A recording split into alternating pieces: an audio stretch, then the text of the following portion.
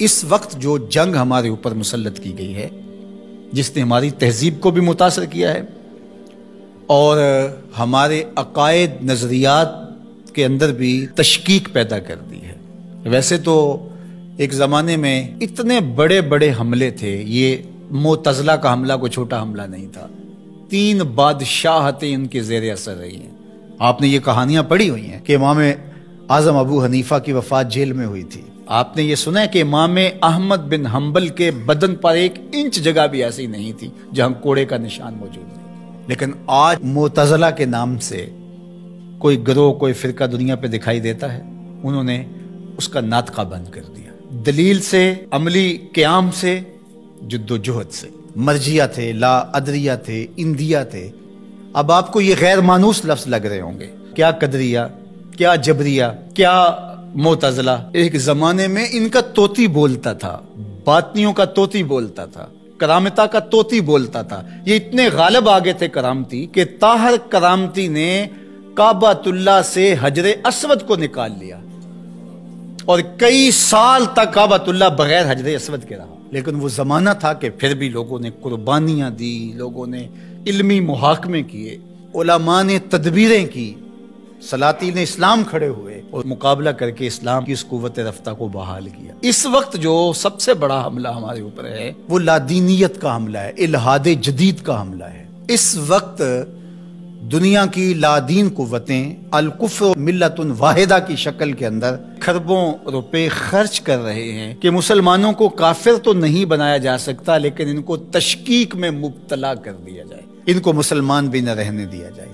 تشتت اور افتراق پیدا کر دیا جائے، فرقہ واریت کے بیج ان کے اندر بوئے جائیں، یہ باہم دست و گریبان ہو جائے، جغرافیائی تقسیمات پر ان کا یقین ایمان کی حد تک چلا جائے۔ عجم اور عرب کی لڑائی پر 2 ممالک کو آپس میں کھڑا کر دیا گیا اور یہ جتنے فسادات مشرق وسطیٰ میں ہوئے ہیں، مسلم کش ہو گیا، ایک دوسرے کو مارنے لگے، لسانی بنیادوں پر، فرقہ وارانہ بنیادوں پر۔ قتل عام ہوا، مسلمان کا خون پانی سے بھی سستا ہو کر کے بہا، اور جنگیں جو بھی لڑی جاتی ہیں مفاد کی عالمی طاقتیں اسی خطے میں لڑتی ہیں۔ یورپ میں کوئی جنگ نہیں لڑی جا رہی، عالمی طاقتوں کا بازیچہ بن کے ہم رہ گئے۔ ہم کب شعور کی آنکھ کھولیں گے؟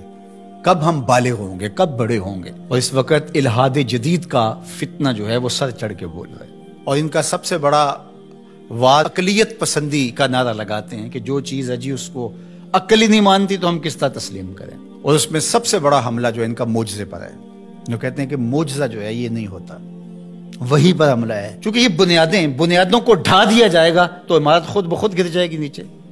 جب وہی کو کمزور کر دے، اس تصور کو دھندلا کر دیا جائے گا، تو کہتے ہیں وہی ممکن نہیں ہے، کہ یہ خلاف عقل ہے۔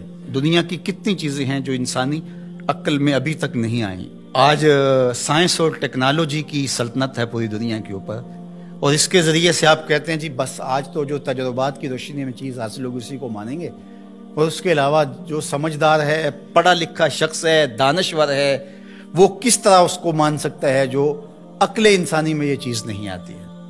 جبکہ یہ خود ہی مانتے ہیں کہ انسانی عقل ابھی تک 5% یا 6% استعمال ہوئی ہے، باقی 94-95% انسانی عقل سے بھی اتنا کام نہیں لیا گیا، ابھی سپیر پڑی ہوئی ہے۔ اور وہ دعویٰ کر رہا ہے پیغمبروں پر ہونے والی وحی پر اور وہ معجزات پر۔ اللہ اکبر! جبکہ بہت ساری ایسی چیزیں ہیں جو معجزات کی دنیا کی مسلمہ ہیں اور انسانی تاریخ اس کا انکار نہیں کرتی، جس میں حضرت عیسیٰ علیہ السلام کی بغیر باپ کے ولادت ہے، اور آج دنیا کے لوگ اس بات کو مانتے ہیں۔ اب مجھے بتایا جائے کیا عقل انسانی اس کو قبول کرتی ہے؟ لیکن دنیا مان رہی ہے۔ فرعون کی باڈی کے بارے میں سورہ یونس کے اندر اللہ تعالیٰ نے ارشاد فرمایا کہ ہم نے اس کی لاش کو لوگوں کی عبرت کے لیے باقی رکھا ہوا ہے۔ اگر فرعون کی لاش نہ ملتی تو آج یہ لوگ اچھل رہے ہوتے کہ کیسے ہو سکتا ہے، یہ قرآن نے ویسے ہی کہہ دیا۔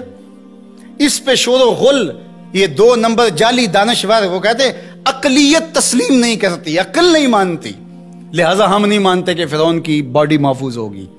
پانی میں کس طرح محفوظ رہ سکتی ہے؟ مچھلیاں نوچ نوچ کے کھا گئی ہوں گی اس کو۔ یہ کٹ ملا، یہ پرانے لوگ یہ کیا کہانیاں بیان کر رہے ہیں؟ کیسے ہو سکتا ہے؟ قرآن کے نزول سے 2000 سال پہلے کا واقعہ تھا، اور پھر نزول کے بعد 1250-1300 سال تک یہ سلسلہ باقی رہا۔ تشکک عقلیت پسندی کے بخیوں جڑ کے رکھ دیتی ہیں یہ چیزیں اگر غور کیا جائے تو کہتے ہیں کہ یہ ممکن نہیں ہے. تو معراج کے واقعہ کا انکار بھی اس لیے کیا جاتا ہے. معجزہ ایک زندہ حقیقت ہے اور میرے اور آپ کے آقا و مولا کا سب سے بڑا معجزہ قرآن ہے, اور دوسرا بڑا معجزہ جو میرے حضور کو دیا گیا وہ معجزہ معراج ہے. اب عقل ثانی مانتی ہے یا نہیں مانتی ہے, لیکن میرے حضور وہاں سے ہو کر آئے ہیں جہاں کسی کا تصور بھی نہیں آ سکتا.